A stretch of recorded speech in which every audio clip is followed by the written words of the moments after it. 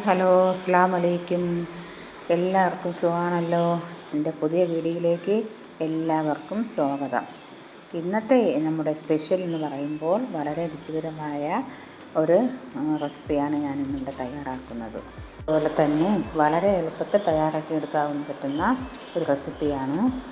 മുതിർന്നവർക്കും കുട്ടികൾക്കും എല്ലാം ഒരുപോലെ ഇഷ്ടപ്പെടുന്ന ഒരു റെസിപ്പിയാണ്. ഒരു മയോ ബ്രെഡ് എഗ് സാൻഡ്വിച്ച് റെസിപ്പിയാണ് ഞാനിവിടെ ഇന്ന് ഉണ്ടാക്കുന്നത്. എല്ലാവർക്കും ഇഷ്ടപ്പെടുന്നതായിരിക്കും. വീഡിയോ നിങ്ങൾക്ക് മിസ്സാവാതിരിക്കാൻ കൂടെ തന്നെ എൻ്റെ ചാനലൊന്ന് സബ്സ്ക്രൈബ് ചെയ്തേക്കണേ. തൊട്ടടുത്ത് കാണുന്ന ബെല്ലൈക്കനും കൂടി ഒന്ന് പ്രസ് ചെയ്താൽ മതി. അപ്പോൾ നോട്ടിഫിക്കേഷൻ വന്ന് കിടക്കും. അതിനു വേണ്ടി ഞാനൊരു പാൻ വെച്ചിട്ടുണ്ട്. അപ്പോൾ ബ്രെഡ് നമുക്ക് ബട്ടർ ഉണ്ടെങ്കിൽ ബട്ടറിൽ തയ്യാറാക്കാം. എൻ്റെ കയ്യിൽ ഇപ്പം നെയ്യ് മാത്രമേ ഉള്ളായിരുന്നു. അത് നെയ്യ് കുറച്ച് മാത്രമേ ഉള്ളായിരുന്നു. അപ്പം ഞാൻ വെളിച്ചെണ്ണയും നെയ്യും കൂടെയാണ് വീട്ടിൽ കൊടുക്കുന്നത്.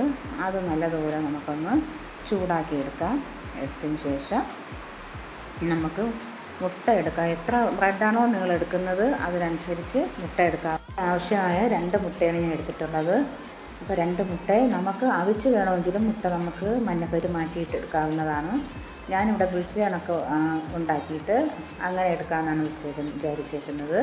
അപ്പോൾ ഉപ്പ് പൊടി ഇട്ട് കൊടുത്തിട്ടുണ്ട്, കുരുമുളക് പൊടി ഇട്ട് കൊടുത്ത് ഇനി അത് കട്ട് ചെയ്ത് ചെറിയ പീസുകളാക്കി മാറ്റിയെടുക്കണം മുട്ട. നമുക്ക് വീട്ടിൽ തന്നെ മയോണൈസ് തയ്യാറാക്കാനായിട്ട് 1 മിനിറ്റ് പോലും വേണ്ട. അതിനുവേണ്ടി ഞാനിവിടെ എടുത്തിട്ടുള്ളത് സൺഫ്ലവർ ഓയിലും പാലും പഞ്ചസാരയും കുരുമുളക് പൊടിയും ഉപ്പും വിനാഗിരിയാണ് ഞാൻ എടുത്തിട്ടുള്ളത്. വിനാഗിരി ആദ്യം ഇട്ട് കൊടുക്കരുത്. ആദ്യം പാലും സൺഫ്ലവർ ഓയിലും സമസമം എടുത്ത് പഞ്ചസാരയും ഉപ്പും കുരുമുളക് പൊടിയും ഇട്ട് 1 സെക്കൻഡ് 2 സെക്കൻഡോ മിക്സിയുടെ ചെറിയ ജാറിൽ നല്ലതുപോലെ അടിച്ചെടുത്തതിന് ശേഷം വിനാഗിരി വീട്ടി കൊടുക്കാവുന്നതാണ്. മയോണൈസിൽ മുട്ട ചേർക്കത്തില്ല. മുട്ടയുടെ ചേർത്ത് എനിക്കിഷ്ടമല്ലാത്തത് കൊണ്ട് മയോണൈസിൽ മുട്ട ചേർക്കാതെയാണ് ഞാൻ ഉണ്ടാക്കുന്നത്. മുട്ട ചേർത്ത് ഉണ്ടാക്കുന്നവരുണ്ട്. എനിക്കത് ഇഷ്ടമല്ലാത്തത് കൊണ്ട് ഞാൻ ചേർത്തിട്ടില്ല.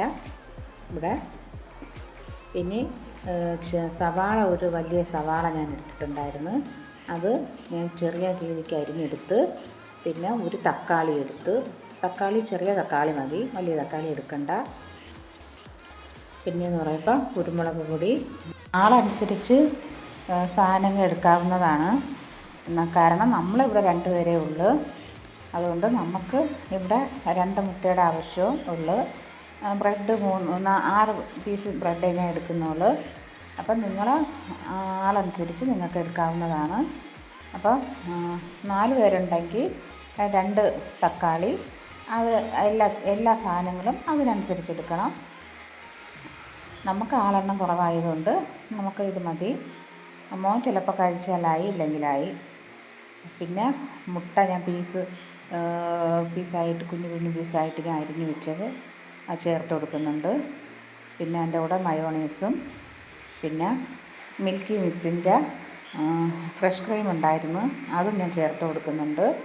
പിന്നെ കുരുമുളക് പൊടി, ഉപ്പ്, പച്ചമുളകിൻ്റെ പകുതിയാണ് ഞാൻ എടുത്തിട്ടുള്ളത്.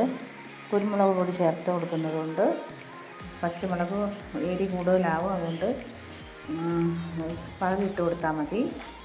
പിന്നെ തക്കാളി ഞാൻ വട്ടത്തിന് അരിഞ്ഞ് വെച്ചിട്ട് കൊടുത്തിട്ടുണ്ട്. ഇതെല്ലാം കൂടെ ചേർത്താണ് നമ്മളിന്ന് സാൻഡ്വിച്ച് ഉണ്ടാക്കുന്നത്. അപ്പോൾ ലൈക്കും ഷെയറും കമൻറ്റും സബ്സ്ക്രൈബും ഒന്നും ചെയ്യാൻ മറക്കണ്ട. അപ്പോൾ മയോണൈസിൻ്റെ അളവ് നിങ്ങൾക്ക് നല്ലതുപോലെ ചേർക്കാവുന്നതാണ്. അപ്പോൾ ഇതുപോലെ കുഴഞ്ഞ് തന്നെ ഇരിക്കണം. അളവ് കുറയ്ക്കരുത്.